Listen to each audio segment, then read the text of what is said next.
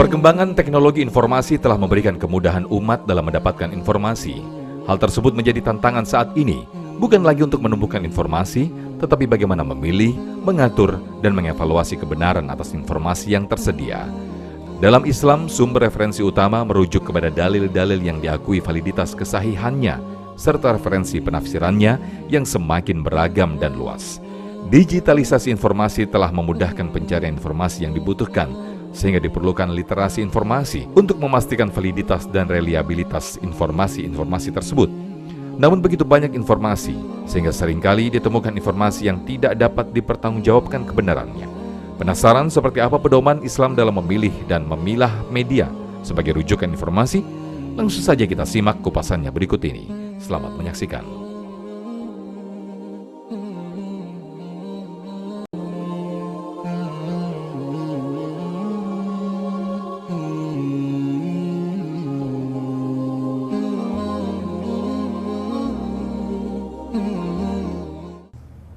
Assalamualaikum warahmatullahi wabarakatuh.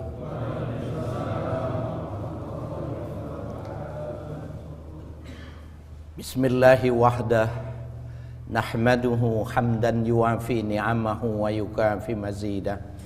Subhanalladzi 'allamal insana hatta 'alimahu wa wahadah. Wa nusalli wa nusallimu ala nabiyyina Muhammadin sallallahu alaihi wasallam zil haudi wasyafa'ah wa ala alihi wa sahbihi nujumil bahirah amma ba'du. Ketua dan segenap takmiriyat Masjid Al-Arif Lemigas yang kami hormati, Bapak-bapak, ibu-ibu dan para pemirsa Tausiah Subuh TV One yang kami hormati. Pada pagi hari ini kita akan membicarakan tentang memilih media Islam sebagai rujukan. Sebuah materi yang barangkali secara kontekstual sangat tepat sekali berkenaan kita akan memasuki tahun politik 2024. Ya, bulan Februari insya Allah kita akan memilih pemimpin baru. Nah, betapa informasi menjadi sangat urgen, menjadi sangat penting bagi kita umat Islam ketika yang ditampilkan, yang disajikan kepada kita itu tidak ada filternya. Nah, oleh karena itu judul ya, tema yang kita bicarakan ini menjadi sangat penting untuk kita bicarakan. Jangan sampai kita menjadi orang yang menyesal dengan langkah, dengan pilihan, dengan sikap yang kita tentukan. Secara prinsip Al-Quran mengajarkan kepada kita, tahun politik atau tidak tahun politik, Allah memberikan dasar prinsip kita bermasyarakat itu, fas'alu ahla dzikri in kuntum la ta'lamun. Itu prinsip doa. Fas'alu, bertanyalah kalian, ahla dzikir, ahli zikir, orang yang banyak mengingat Allah. In kuntum la ta'lamun, bila kalian belum mengetahuinya. Nah, ulama-ulama tafsir mengatakan ahlu zikir itu pertama cirinya mereka itu zul ulum wa tabahhur, orang yang memiliki ilmu dan luas ilmunya. Maka ketika dia berbicara di mana saja, di media sosial, di media mainstream dan lain sebagainya, di digital yang kita kenal sekarang ini, media digital, silakan diterima. Kenapa? Kapasitas keilmuannya memadai gitu. Jadi pertama zul ilm, ya, memiliki ilmu, wat tabahur, dan melaut ilmunya. Yang kedua, syarat yang menjadi sangat penting, orang yang dimaksud ini memiliki ya akhlak yang bagus, memiliki akhlakul karimah.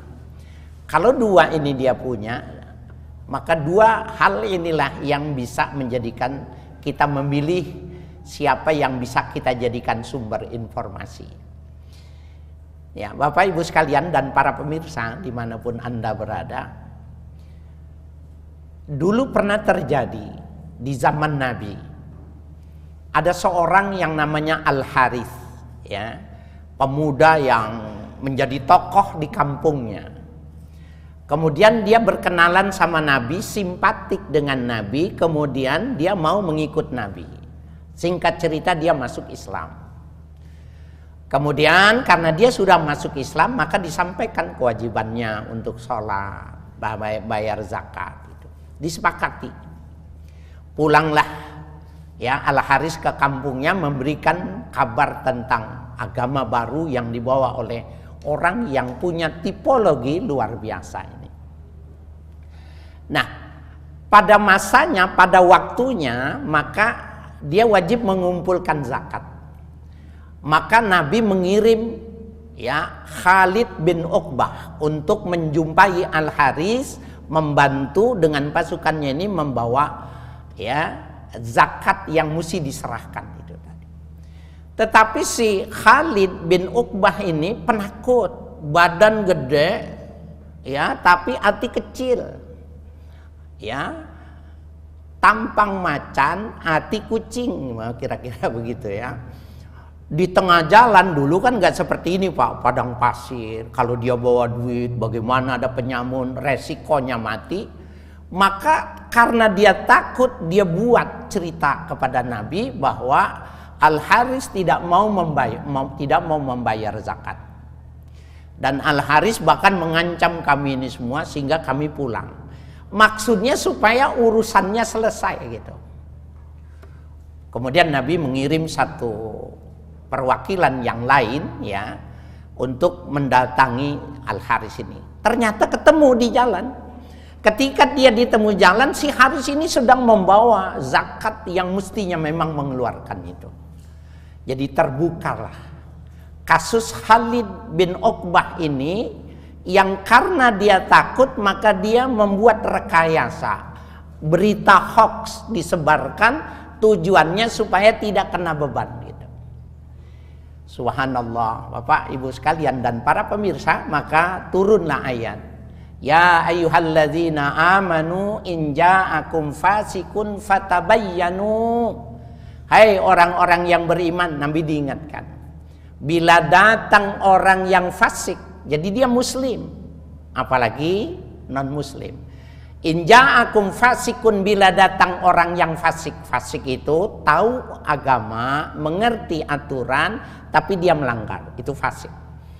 Fatabayyanu, maka kau mesti teliti. Harus lakukan uji materi terhadap apa yang dia terima, klarifikasi terhadap yang dia sampaikan. Nggak boleh langsung ditelan. Antus bihu kauman bijahalah, kau bisa menghancurkan satu kaum dari lantaran ketidaktahuanmu. Fatus bihu ma antum nadimin, maka kau akan menyesal dengan apa yang kau sampaikan padahal kau tidak tahu. Jelas banget ini kalau berbicara tentang media Islam. Jangan like, jangan repost, jangan subscribe dan lain sebagainya ketika dia tidak memiliki dua hal. Tabahur fil ulum, ya, orang yang punya kapasitas keilmuan dan akhlaknya bagus. Kenapa? Nanti salah ucap. Bapak saya sekalian yang berbahagia, kalau di kalangan muhaddisin, ya, berita itu, hadis Nabi ini, dibilang ini hadis Nabi, nggak diterima Pak. Maka ada 3 level untuk menguji itu hadis Nabi apa bukan. Maka yang pertama, hadis Nabi itu didudukan menjadi ikhtibar. Ikhtibar itu berita yang perlu diteliti. Maka diteliti. Kalau memang diteliti, ternyata memang benar yang mengatakannya orang yang sikoh, orang yang dhabit, orang yang bagus agamanya, tidak pernah melakukan kesalahan, maka dia dinaikkan dari ikhtibar menjadi iktibar. Iktibar itu untuk ya luaskan lagi, diperbandingkan dengan yang lain, sesuai tidak dengan Al-Quran, bertentangan tidak dengan hadis-hadis yang sahih. Kalau lulus baru naik yang ketiga itu, lil i'tibar, untuk diambil, lil ihtijaj, untuk diambil sebagai hujjah, untuk argumentasi. Kelihatannya sederhana nih Pak.